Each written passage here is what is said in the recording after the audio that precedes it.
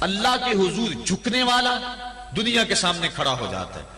اس کو یہ سجدہ کائنات کے سامنے درس قیام دیتا ہے۔ جنگل کا بادشاہ شیر ہوتا ہے، اور جو جانور کمزور بھی اس بادشاہ کے قرب میں رہتے ہیں وہ جنگل کے بڑے بڑے جانوروں کو بھی خاطر میں نہیں لاتے۔ کیوں؟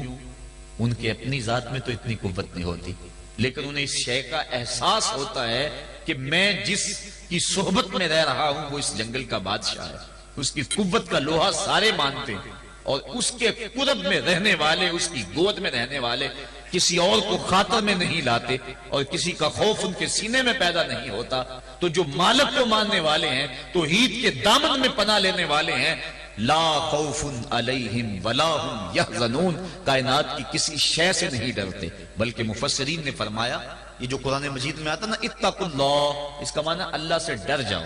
اتقوا کا معنی ڈر جاؤ، لیکن اس کی نسبت اگر اور ہوگی، اس کا مفعول کوئی اور ہوگا تو پھر ڈرنے کا مفہوم نہیں ہوگا۔ اتقوا اللہ قرآن میں لفظ موجود ہے، اتقوا النار اس کا معنی یہ نہیں کریں گے آگ سے ڈر جاؤ، جبکہ لفظ تو وہی ہے، اتقوا اللہ اللہ سے ڈر جاؤ، اتقوا النار اس کا معنی ہونا چاہیے آگ سے ڈر جاؤ۔ جو لوگ لفظی ترجمہ کرنے بیٹھ جاتے ہیں اور شریعت کے مزاج سے آگاہ نہیں ہوتے، وہ ترجمہ القرآن میں بڑی غلطیاں کرتے ہیں۔ اس لیے ہر کس و ناکس کا ترجمہ نہیں پڑھنا چاہیے، دیکھنا چاہیے کہ قرآن کی روح کو اور منشا کو اور شریعت کے مزاج کو کس نے سمجھا ہے۔ تو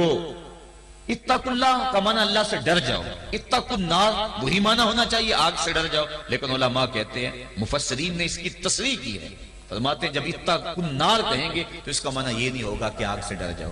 اس کا معنی ہوگا آگ سے بچ جاؤ۔ اتقوا اللہ کا معنی اللہ سے ڈر جاؤ، اتقوا النار کا معنی آگ سے بچ جاؤ۔ لفظ وہی ہے لیکن مفعول کے بدلنے سے مفہوم بدل گیا، اس لیے کہ جو مومن ہے وہ اللہ کے علاوہ کسی سے نہیں ڈرتا، اس کے سینے میں کسی کا خوف نہیں پنپ سکتا۔ حقوق اولاد کے حوالے سے میں نے گفتگو کے اندر کہا تھا، جو افراد موجود ہوں گے اس جمعہ میں انہیں اچھی طرح یاد ہوگا کہ ہم بچوں کی جب تربیت کرتے ہیں تو ان کے نفسیات کا ہمیں لحاظ رکھنا ہوگا۔ بعض کا بچہ رو رہا ہوتا ہے، ماں نے اس کو چپ کرانا ہوتا ہے، کوئی ضروری کام ہوتا ہے،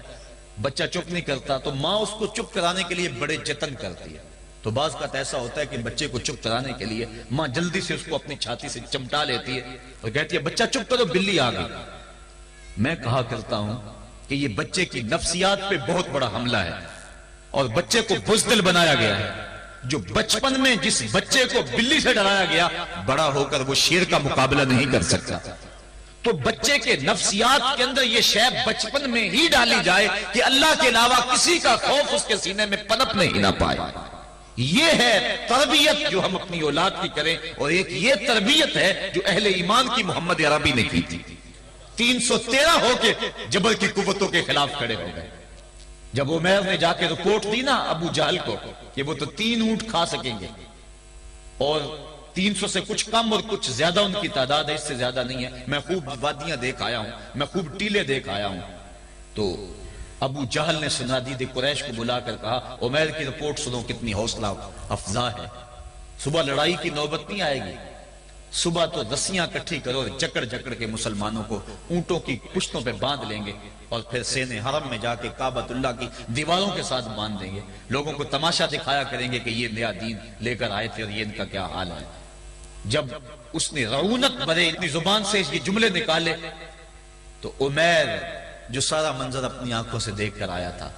ابن حشام میں لفظ موجود ہیں، اس نے کہا وَلَٰكِنْ رَأَيْتُ يَا مَعْشَرَ قُرَيْشٍ الْبَلَايَا تَحْمِلُ الْمَنَايَا، اے قریش کے سرداروں اتنے بھی تکبر میں نہ ہو، میں اپنی ان آنکھوں سے دیکھ کر آیا ہوں کہ یثرب کی اونٹنیاں اپنی پشتوں پہ نری موتیں اٹھا کے لے آئی ہیں، ان کے بدن پہ چیتڑے ہیں، ان کے پیٹ کمر سے لگے ہوئے ہیں، لیکن وہ زخمی سانپوں کی طرح پیچ و تاب کھا رہے ہیں۔ کل ان میں سے کوئی نہیں مرے گا جب تک تم میں سے ایک ایک کو لڑ نہیں جاتا۔ تم تو یہ کہتے ہو رسیاں کٹھی کرو، میرا مشورہ مانتے ہو تو رات کے اندھیرے میں بھاگ سکتے ہو تو بھاگ جاؤ۔